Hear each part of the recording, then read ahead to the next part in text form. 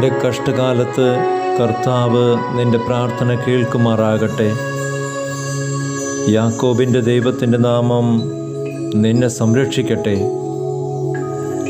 അവിടുന്ന് തൻ്റെ വിശുദ്ധ മന്ദിരത്തിൽ നിന്ന് നിനക്ക് സഹായമയക്കട്ടെ. സിയോനിൽ നിന്ന് നിന്നെ തുണയ്ക്കട്ടെ. നിന്റെ വഴിപാടുകൾ അവിടുന്ന് ഓർക്കുമാറാകട്ടെ. നിന്റെ ദഹനബലികളിൽ അവിടുന്ന് സംപ്രീതനാകട്ടെ.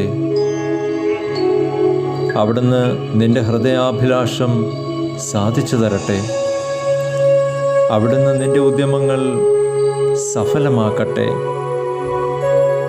ആമേൻ.